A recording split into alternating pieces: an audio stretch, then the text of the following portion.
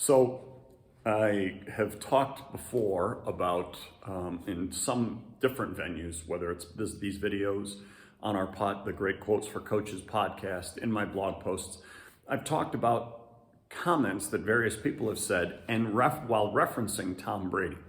Whether you're a Tom Brady fan or not, there are a lot of things that we can learn from his example of how he has gone about his business through the years.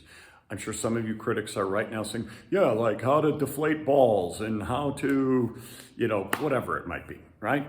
I'm not talking about that type of thing. All I'm saying is the consistent time after time after time practice of doing the little things and doing the things that we need to do to be our best over time.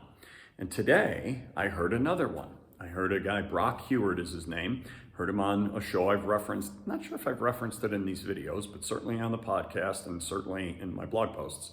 The show The Herd, with Colin Cowherd. And Brock Heward said, he was talking about these younger quarterbacks, how many great young quarterbacks we have in the league, but how they would do well. And he may have been talking about Aaron Rodgers with the whole COVID situation that Aaron Rodgers is facing right now, depending upon when you watch this. It's early November 2021. But what he was saying was the concept that he has found through the years to be so important for the great ones.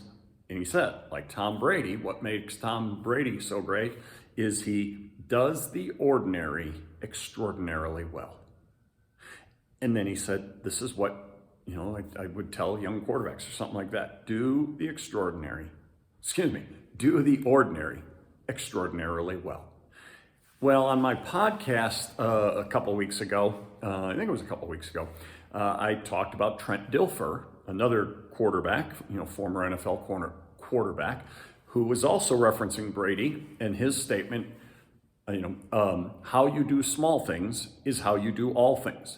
Same concept. Doing the ordinary, the small things, extraordinarily well. Attention to detail.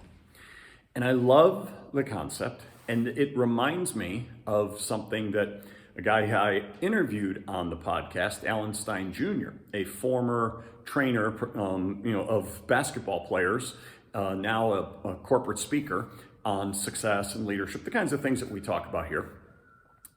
When he got to meet and work at a camp that Kobe Bryant was running or was involved in, and he asked Kobe if he could go watch his workout, and Kobe Bryant is like, yeah. He says, Alan Stein had heard about the legendary workouts that he had, and he said, it'll be at 4, and Alan Stein's thinking 4. That's when one of the camp sessions is. And then Kobe looks at him and says, a.m. He's like, oh, okay.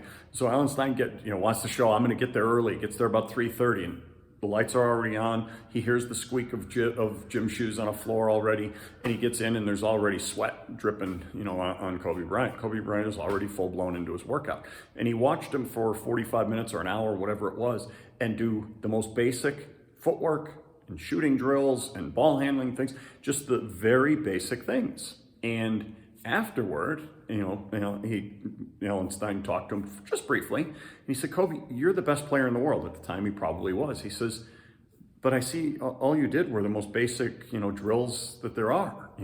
Why do you do that? And basically all Kobe said was, why do you think I'm the best player in the world? Not being cocky, but saying, the reason why the great ones are great is because they put their attention to the details of the ordinary, and then they turn them into extraordinary because they do them extraordinarily well. And so this is something for all of us to consider, all of us to recognize that.